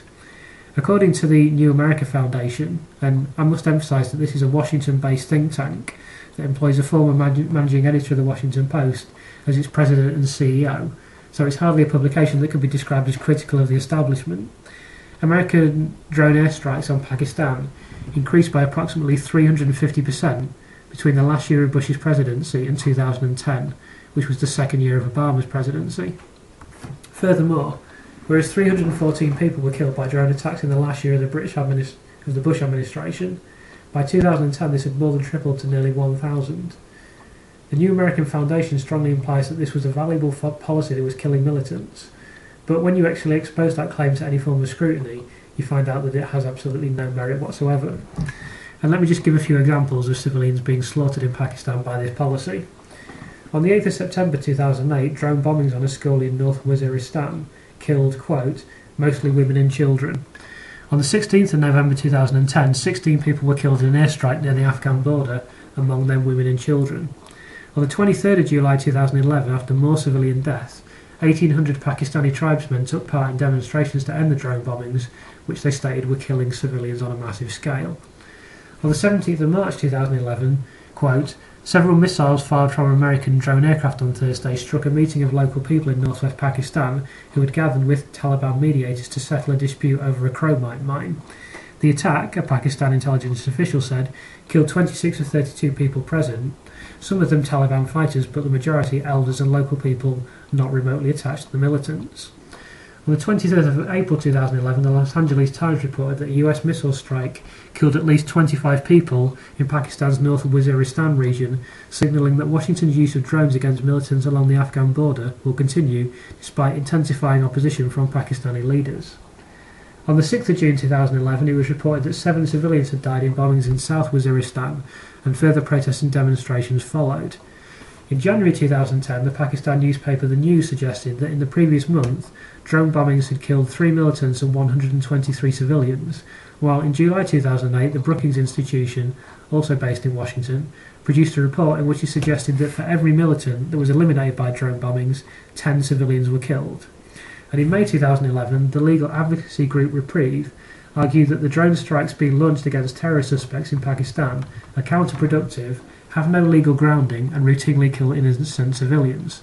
The group, which has scored some important victories in its defence of detainees at the US Guantanamo Bay prison camp, says drone strikes should be subject to the same legal scrutiny. So what I've discussed there only scratches the surface of the loss of life in Pakistan, and in a policy that continues to this day, although of course it's been extended into places like the Yemen and into Somalia. So I'm just going to play a clip discussing the drone bombing of Somalia that's from a programme on RT that discusses this policy in more depth, and then I'll come back to contextualise this and discuss Somalia in a bit more detail. Well, violence isn't only on the rise in Afghanistan. In fact, it looks like America's shadow wars have now increased by one. Drone strikes have long been reported in Pakistan and Yemen, but now there's news that a week ago, a U.S. drone aircraft fired on 2 leaders of the Somalian organization Al-Shabaab, who, according to military officials, are now expanding their mission outside of Somalia and working more closely with Al-Qaeda. With new leadership in place and a new counter-terrorism strategy, we have to ask, if today Somalia, tomorrow, where else? Joining me to discuss this is Jack Rice, former CIA officer and criminal defense attorney. Jack, thanks so much for joining us tonight. For starters, okay, so now we find out that as early, or I guess as late as a week ago, could have even come earlier, there were drone strikes in Somalia carried out by the U.S. I know it's not really shocking news, but what would you call it? Well, again, shocking is absolutely not the word. In fact, this was really expected. We've seen this expansion been going on now for some time. This is not the first set of strikes we have seen from special ops units using Predator drones. I think part of the problem, what really makes this difficult, is that it's so easy. At least it appears to be easy. You know what I mean? You can all of a sudden simply fly over a country, rain down death from the sky, and there's no real political problem because you pull back out. But the real problem with it is that while it may seem like it's a good idea in the short term, what you're also doing is potentially alienating not just tens of thousands, hundreds of thousands, even millions of people who you absolutely want on your side. So we're talking Afghanistan, Pakistan, Iraq, Yemen, Libya, Somalia, and you're right, the list will go on and on and on because that easy concept is something that a lot of politicians really like. Now, I would endorse the vast majority of what he had to say in that clip. Where I would disagree was when he was talking about the alienation of people in the region and how this was contrary to American interests, whereas I would suggest that this is one of the primary motivations for what is taking place. That is precisely intended to alienate people in the region and ratchet up tensions in the area to justify further intervention and the vindication required to extend the scope of the war on terror and the kind of drone bombing that we're seeing taking place in all the places that he mentioned. And of course he himself said it will be extended, but I don't think it's purely being extended because it's an easy policy, although it is an easy policy. I think it's also being extended because of this precept of alienating the populations, merely destabilises this region of the world and destabilises these countries, and then gives further justification for these drone bombings. So I just wanted to briefly discuss the plight of children in Somalia. On the 25th of July 2011, it was reported that the head of the UN's World Food Programme stated that the plight of starvation and malnutrition in Somalia was the worst she had ever seen, particularly amongst children. What we're mainly concerned about is the state of the children, Joseph Sheeran told reporters after visiting the Somali capital Mogadishu and the Dadaab camp in northern Kenya, where hundreds of thousands of starving Somalis have fled.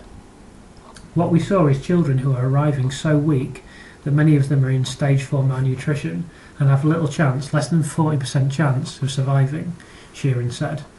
We also heard from women who had to leave babies along the road and make the horrifying choice of saving the stronger for the weaker, or those who had children die in their arms, she added. These children are extremely weak. It is the worst I have ever seen. So this is the situation in the country, that the US is currently getting people with little joysticks to fly these bombers that they call Predator drones over the area. They're completely unmanned and then just willy-nilly bomb the crap out of the country. And this is a form of bombing that it has been authoritatively documented, has killed approximately 10 civilians for every one militant in Pakistan. And that's before you even go into a definition of what a militant is. But we can quite reasonably say that a lot of civilians have been killed in a rather haphazard fashion, and yet this policy is now to be extended, and is being extended all over the world as we speak. So that really brings us up to the present day. After this you had the invasion of Libya, which I've covered in the previous programme, and presently a NATO and US-led invasion of Syria looks to be very imminent indeed. So I'll take a break at this point and play another record, and then I'll come back and summarise what I've discussed over these two programmes in the last part of the programme. So if you remember back to the start of the programme last week, I read a series of statements that have been made by British and American political leaders in which we're perpetually told throughout these statements that these military interventions that are taking place are being driven by either one of two concerns: either the spread of democracy and the removal of a rogue dictatorial government, or to protect ourselves against some perceived external threat. And we're then told that either one of these two explanations is either in Britain or America's interests. Of course, if you look back at the totality of what's been covered in these two programmes, which is not an extensive record of the Anglo-American foreign policy, but is a fairly detailed account of some of the things that have been involved in, then you'll see that not only does the foreign policy run completely contrary to this, but two specific themes can be identified explicitly again and again and again. Firstly, these are resource wars. Time and time again, they don't serve American interests, they serve corporate interests. They serve this powerful commingled structure of banking, military and industrial interests that I've mentioned previously, and that I'm going to be doing a programme about in the future. And the other motivation is simply geostrategic imperatives, as Brzezinski put it. They either establish a US or NATO military presence in a certain area, or roll back Soviet influence, or in the present day the influence of the BRIC nations within a certain area of the world. So if you break the US and particularly US foreign policy, but the British support for it to a certain extent as well, if you break that down into eras, and you'll notice that they pick off one area of the world at a time where possible. So at one time during the 1980s, Latin America was a massive focus of foreign policy. Today we see the Middle East being a massive focus. And if you go back and look, you'll see they quite systematically penetrated one area after another. And whereas one time the spread of communism was this big theatre-wide issue that had to result in the United States military going into countries all over the world, now it's the war on terror and the spread of Islamic terrorism that has been the new theatre-wide conflict that has justified this behaviour. But in actual fact, you'll see that the two reasons that I mentioned previously are consistent with the foreign policy of both eras. It's due to this sort of activity that the United States today has military bases in 135 nations. So I'm just going to play a quick clip about that. And professor at American University and author of this book right here, The Island of Shame, The Secret History of the United States Military Base on Diego Garcia. David Vine is talking to us for more. David, good to see you. So we have all these military bases all over the world. Some estimates say there are over 700, others say it's over 1,000, and no one really knows for sure. Why isn't this issue brought to light more? I think for a number of reasons. One, beginning with the fact that the Department of Defense doesn't have an accurate accounting of all the bases they maintain around the world, including what I believe are more than 1,000 outside the United States. I think it's also just a blind spot in most of the mainstream media that they just don't pay attention, first of all, to news going on outside the United States enough, but especially to what the U.S. military is doing and what the U.S. military is spending overseas. So in that particular clip, an important point was raised, which is that there isn't enough focus within the United States on what is going on abroad, which is, a very common critique of the country. I want to make a point really, lastly, about the alternative media. And I think it's quite important to note this really, because otherwise we're going to get very confused about what is really going on, and we're going to have very false priorities within this quest to see the world as it really is. which is that, contrary to the impression you might get from listening to certain facets of the alternative media, America isn't a great country. It just doesn't stand up to any sort of scrutiny, the suggestion that America has ethically been a great country and that they've been a force for good in the world. And, you know, I support the US Constitution and I support the Bill of Rights, and I understand that people feel passionate about what the Founding Fathers attempted to do when they set up the country and so on and so forth. And to a certain extent there are noble ideals behind the idea of the United States as a country, and I wouldn't in any way disagree with that. You could get into a broader critique of the Founding Fathers and so forth, but I think it's reasonable to say that their hearts were essentially in the right place, and that the idea of having a constitutional republic in which states are granted individual rights and that people have rights that are guaranteed by constitutional, by written constitution and constitutional law is a good one. But I think that there's a couple of points that need to be made in relation to this. Firstly, you know, there's a very strong, I would say, there's a very strong Christian fundamental element to this particular part of the alternative media, but it's very much American dominated anyway, and I would say that there is quite a strong Christian, I have noticed quite a strong Christian fundamental element to it as well, and that like to stand up and go on and on and on about how America's a great country and it's a good country, and it's only because there's been a bit of a military industrial takeover of the government that, you know, our rights are being stripped away as we speak, and if we get our rights back and we restore the republic, then everything will be okay. You know, that doesn't really stand up to much scrutiny, because firstly the conduct of America has not been great, which I'll come back to in a second, and secondly, all this stuff occurred while the so-called republic was in place. You know, there was a written constitution, there was a Bill of Rights, that they just trample all over it. They do what they want. People continue to vote for these people. At the last US election, 98% of people voted for either Obama or Romney. So don't kid yourself that America has been a great country historically. I mean, we know it hasn't been a great country over the last 10 years because there's been the war on terror. We know they weren't a great country during the Second World War because they bombed Nagasaki and Hiroshima. We know they weren't a great country in the 1950s because they overthrew Mossadegh in Operation Ajax, which has had a massive impact on the way the country develops and continues to even have an influence to this day. This was even mentioned by Ron Paul in a speech.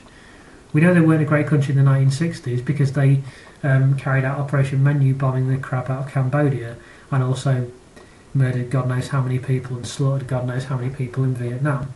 We know they weren't a great country in the 1970s because they began funding the Mujahideen in Afghanistan, and the rest of their foreign policy from that particular era is pretty checkered as well. We know they're not a great country in the 1980s because this is when the Iran-Contra scandal happened, and this was when they were involved in the Sandinista things that I was discussing today. We know they weren't a great country in the 1990s because this was when the first Persian Gulf War happened, and so on and so forth.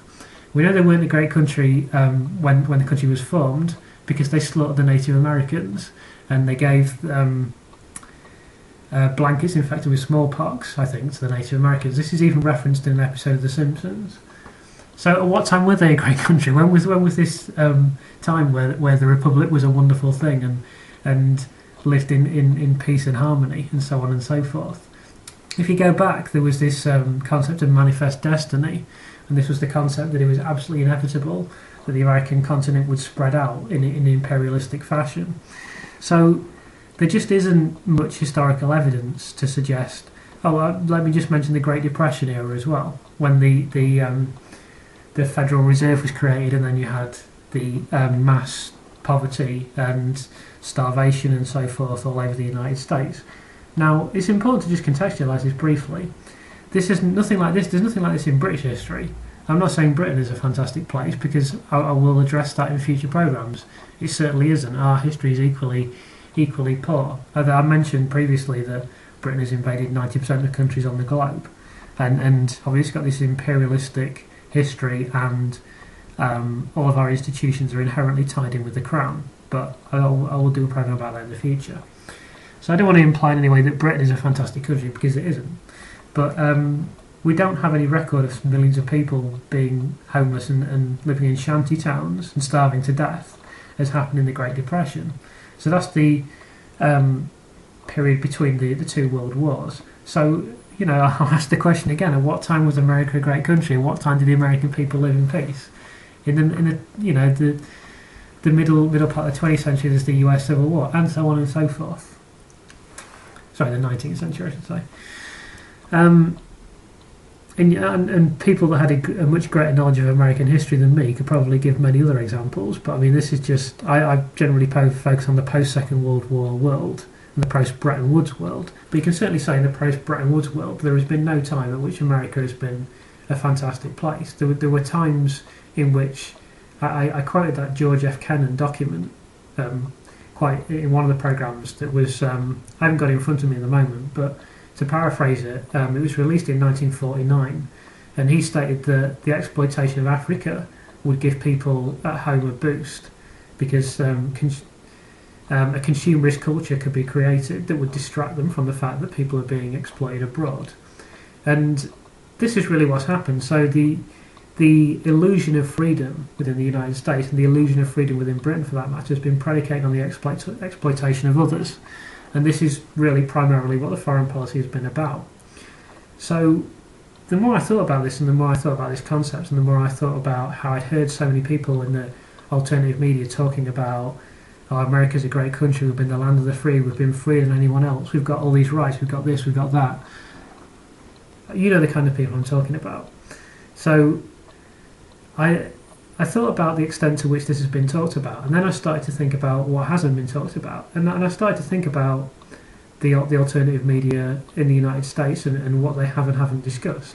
And as far as I'm aware, and I'm willing to be corrected on this matter, and that there may be honourable exceptions, you know, I haven't heard people talking about Operation Menu in Cambodia, and I haven't heard them talking about Vietnam, and I haven't heard them talking about the aftermath of Hiroshima and Nagasaki, and all of these other conflicts and all this other slaughter the United States has been involved in. And it's an atrocious foreign policy that goes back decades. There's a relentless slaughter of people all over the world, where they've intervened militarily 77 times.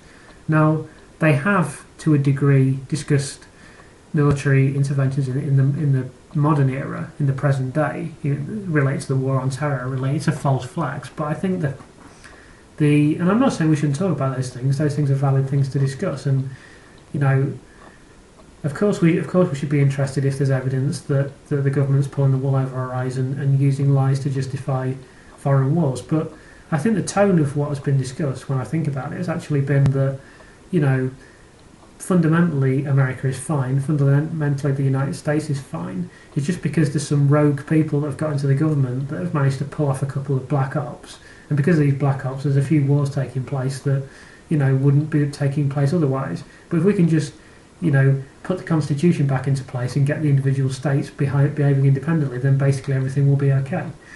And I think that if you look at Ron Paul, who I just mentioned previously, you know, I think he's a pretty good guy, and I think his heart is in the right place. And the fact that he stood as a libertarian candidate, you know, is to his credit. There's a fascinating television program you can look up on YouTube in which he appears on a television program, I think in the 1980s, as a libertarian candidate, and it's an absolute kangaroo court, and it's a zoo, you could best describe it as. So, you know, I do have some respect for the guy, and I'm not here to deride what he has to say, which is generally very good. I do believe he has principles, and I do believe he believes in what he's saying. But what he's essentially asking for is for the existing, you know, I mean, I'll totally credit him and totally give him credit for wanting to close down all US military bases overseas, end foreign wars, and bring the military home. That's great. That's a fantastic thing. But his policy towards the United States and towards the way that he wants the United States to develop could reasonably be described as laissez-faire.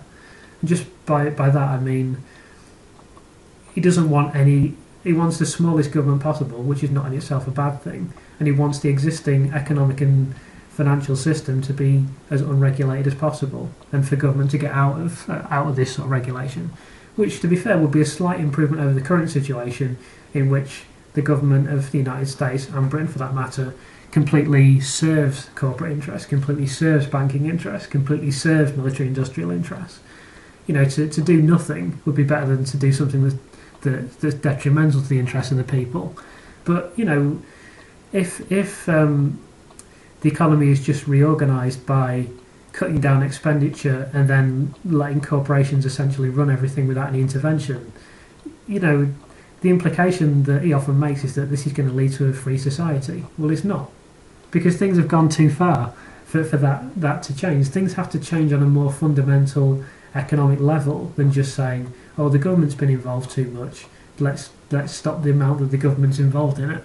That's not gonna stop ExxonMobil. That's not going to stop JP Morgan. That's not going to stop Lockheed Martin. They're just going to carry on doing what they do now.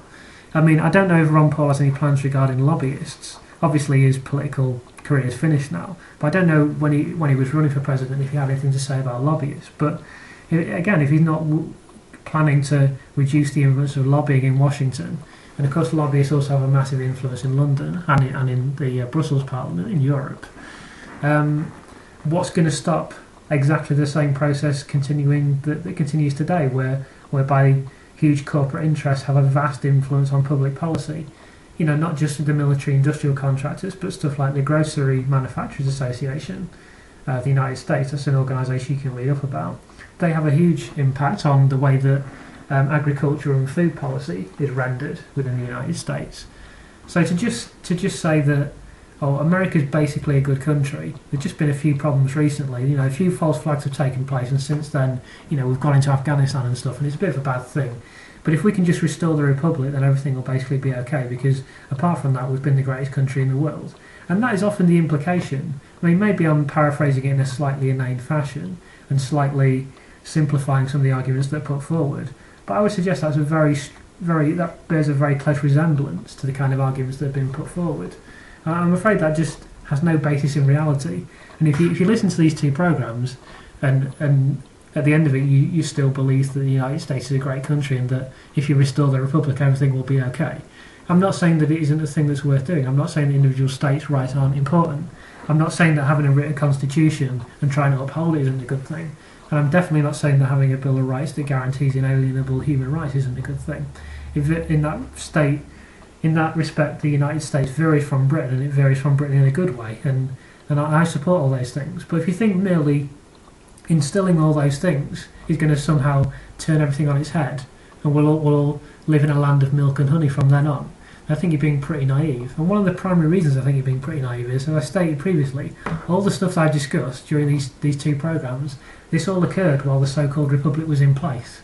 So if you think restoring the republic is going to restore the American reputation, and they're going to restore America to this apparent utopia of human rights that we hear people talking about, then I think that's pretty naive. And I think you even get an element in the alternative media. I mean, I don't really like to bash individual people, but I hear Jesse Ventura getting increasing traction within the United States and within the alternative media.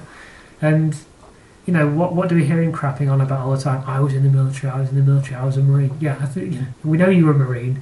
You mention it every single time you ever say a sentence about anything. So, you know, I think you have a very strong element still today, and this is reflected in the fact that the US president still has to state quite often, this is probably going to disappear in the next sort of generation because it will become logistically impossible. But until very recently, the American president still had to stand up and say, I fought in Vietnam, I served in Vietnam. And if he didn't, he was finished. And I think there's a very strong element of that still in American society, and still in these, I would argue, Christian fundamentalist right-wing-ish. I don't like to use the word right-wing because it's a bit of a phony concept, but for want of a better expression, let's call it right-wing.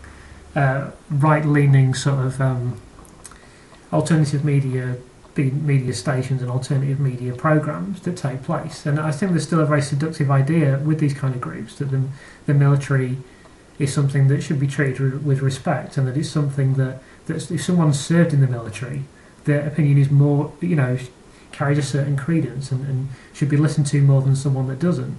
And that's why I think you get people like Ventura constantly going, I was in the military and I did this and I did that. But yeah, we know you were in the military. If people haven't worked out by now that you're a Marine, then they're obviously not listening to you very closely.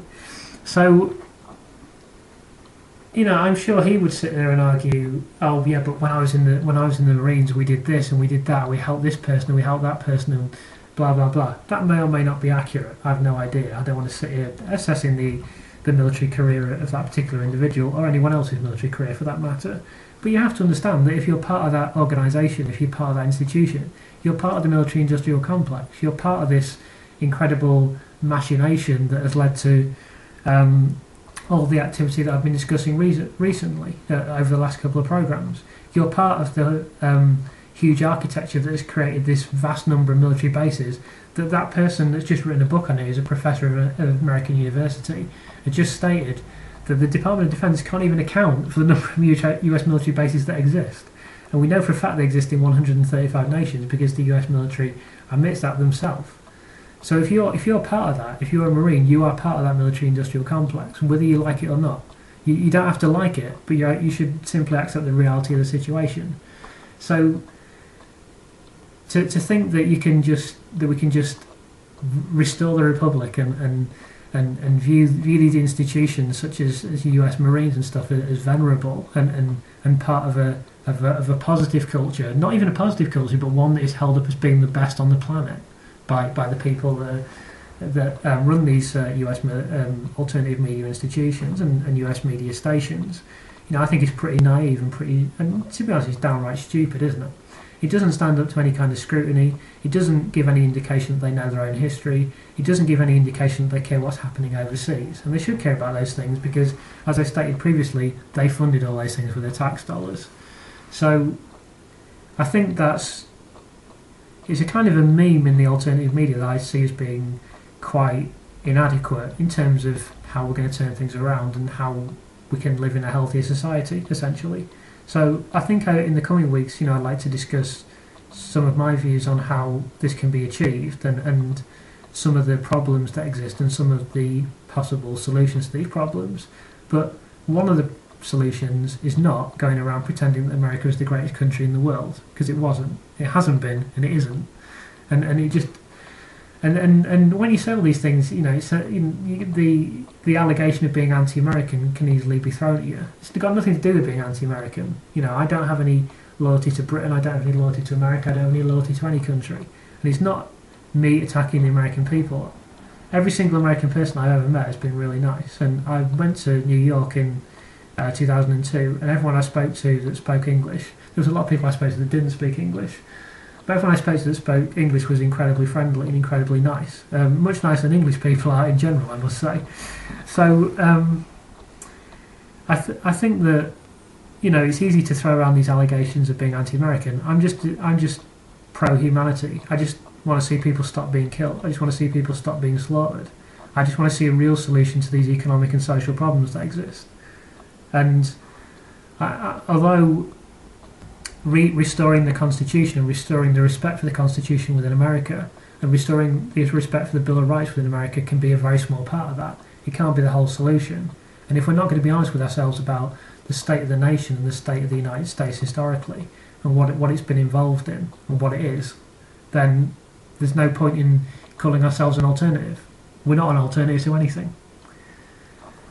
But the reason that these views are held by people, and of course I shouldn't in any way imply that exactly the same views aren't held about Britain. Of course, British people, I just last night turned onto the TV and it was the end of Sports Personality of the Year and they wheeled out Princess Anne or whatever her name is to present the award to someone. David Beckham turned up to do something and there's probably the British flag was knocking about somewhere. I didn't particularly see it.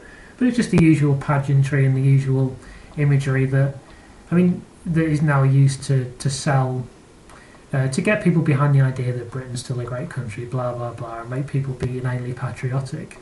We see it at Wimbledon, we see it at Armistice Day, we saw it during the Olympics, we see it during things like the Queen's Jubilee, over and over and over again, and people in Britain still believe, they believe the BBC is good, they believe the monarchy is good, and they believe that Britain is good. and they're completely wrong about all of those things. But these are things that I'll be discussing in the weeks to come. But one of the primary reasons for that, I just mentioned the BBC, and the situation is exactly the same in the United States, where the corporate news and corporate television networks provide an absolutely ridiculous view of the world, is that the notion, firstly, we're not told anything of substance about countries abroad. I mean, this is even more true about the United States. But in Britain, people don't have a proper view of affairs outside of their own country. Or if they have a view at all, it's a misleading one. I mean, the classic example of BBC misleading people is over the Israel-Palestine conflict, where they've been absolutely culpable of massive lies almost consistently.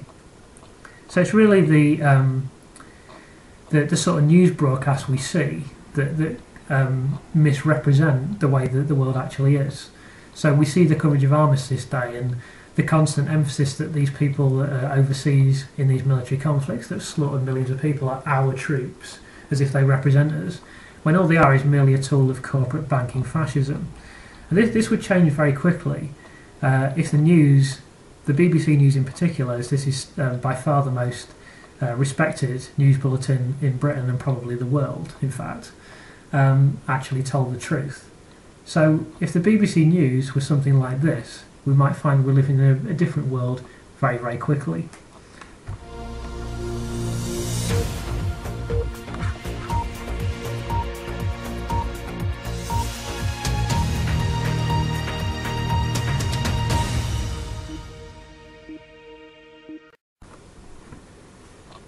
Good evening, and welcome to the 6 o'clock news. Britain has been culpable for the slaughter of 10 million people since the Second World War, and the United States has been involved in direct overseas military intervention 77 times in the same period. Neither country's mainland has been attacked since the Second World War by any other nation. In every single conflict, war and military intervention, the Anglo-American establishment has been the aggressor, striking preemptively, often without any provocation whatsoever. This is why all over the world, the American flag, the stars and stripes, as symbol of supposed freedom and liberty, is absolutely reviled, and the British flag frankly doesn't fare much better. The US has thrown out democratically elected leaders all over the world, often bloodily, while preaching democracy itself. The United States has turned stable countries into war-ravaged, poverty-stricken hellholes on many occasions. War, conflict and human slaughter has become the United States' greatest export. The US government has a $1 trillion defence budget, while millions in its own nation are on the verge of starvation, only surviving due to the food stamps programme, while senators and congressmen continually advocate slashing the welfare budget. In fact, the United States defence budget is close to equalling the budget deficit. The United States has contributed over $100 billion of direct foreign aid to Israel since 1967. Israel has been forcibly and violently occupying Palestine for decades and have slaughtered millions of Palestinians, not to mention the millions of Palestinians that they have displaced who have become refugees. It's impossible to give precise figures, but there are an estimated 4.25 million Palestinian refugees. The United States has aggressively and parasitically extended its military occupation and control of virtually the entire planet by continually building permanent military bases all over the world. They currently have military bases in 135 nations. The Department of Defense of the United States can't even account for how many military bases exist. It's completely impossible to give an accurate figure for the number of people that have been killed as a result of US foreign policy since the Second World War. 2 million civilians were slaughtered in Vietnam alone. If Britain has been culpable in the slaughter of 10 million since the Second World War, you can place the US figure as many times greater than that. In 1996, Amnesty International made a statement that eloquently and succinctly passes judgment on Anglo-American foreign policy, although it was only directed at the United States. They said the following: "Throughout the world on any given day, a man, woman or child is likely to be displaced, tortured, killed or disappeared at the hands of governments or armed political groups. More often than not, the United States shares the blame." That was the 6 o'clock news. Good night.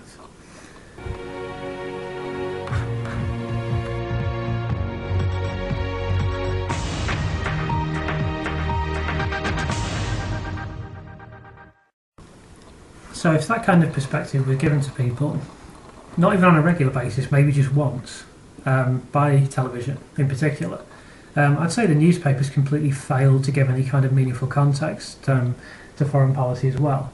but television is particularly culpable, particularly the BBC, then people would obviously have a very different idea of what is going on, because most people, certainly every person I've ever met, is against war, is against killing, is against death, and is against suffering, really. Most people are basically decent. It's just that they've been misled from a very early age to have a completely different view of reality to what is actually occurring. And this happens to all of us when we go through the school system, and it happens to us all on a daily basis. And certainly if you sit in front of the BBC News every day, you'll end up very confused as to what is really going on. And actually, if someone asks you some very basic questions about some of these things that you have a very strong opinion on, you'll find out that person knows absolutely nothing about what they're actually talking about. So I think it's our duty as citizens, and our duty as people that generally, unfortunately, by hook or by crook, are forced to contribute to these conflicts, to at least pay attention to what's going on, at least learn what's happened, at least learn what we've been part of, and at least learn what our countries have actually represented in terms of their foreign policy. So I hope these two programmes have been influential and useful in doing that. So I've now done half a dozen programmes for Flipping the Pyramid. I began with doing the first programme that explained how this corporate fascist state has been crafted over decades, and then discussed the present day sort of trade war and conflict that is taking place between the BRIC nations and the Anglo-American establishment, before going on to discuss two areas in which this is particularly prevalent, namely Syria and Iran. Over the last two programmes I've been discussing, in addition to the British and American policy towards Syria and Iran, the general foreign policy of the two countries over this post-Second World War period. So I hope it should be clear now, after about, it must be at least 10 hours worth of material, that the world we're living in is not really a great one in terms of being consistent with the ideals that are held up by our political leaders on the political stage. And these are ideas obviously such as democracy, liberty and freedom. Obviously we live in a world that is very, very different from that, and the forces that actually influence the way that both policy, both public policy and both foreign policy unwinds, and the way that it works out in reality is very, very different from the way that most people believe that it works. Most people believe that you turn up to the electoral box once every 5 years, cast a vote, the government comes in, and then the government tries to run the country based on, if not in the interest of the people, if not in the interest of the country, they at least sort of look at issues as they come across them, and then react to them in the most rational and in a qualitative assessment, having undertaken a qualitative assessment of what has actually occurred, and try to come to some sort of solution to these issues, when in fact what really happens is these banking, military and industrial interests have completely taken over our society and culture, and everything that the government does is merely a reflection of this, and is merely to serve those interests. And I hope these 6 programmes have now demonstrated that concept to you quite extensively. We'll be doing a further programme, as I say, talking about the links between these banking, military and industrial interests, and I'm sure I'll touch upon the subject in more depth and do other programmes related to it in the future. But I'm going to start over the next few weeks discussing some of the consequences of this system rather than discussing the system itself. So the next programme I'm going to do is going to be about the workfare system, because someone's asked me to do a programme about that. So I'm going to do a programme about workfare and some related issues. But that's not going to be next week, because next week's Boxing Day, and well, it will be on Wednesday. And I really think you ought to find something better to do on Boxing Day than listen to me. You should go to a football match, come home, drink lots of gin, eat lots of chocolate, and then vomit, or something like that. That would be much better than than listening to me and anything that I could say to you. So I don't really think I will do a programme next week, because I'm sure people can find better things to do. I would hope so. So I will return in 2 weeks' time to do a programme about workfare. I hope you've enjoyed the first 6 programmes. Thank you for everyone that's taken the time to listen. Just encourage you finally to visit the website flippingthepyramid.co.uk, and remind you that you can listen to this programme again on the YouTube channel Breakdown Radio Show. Thank you very much for listening. Good evening.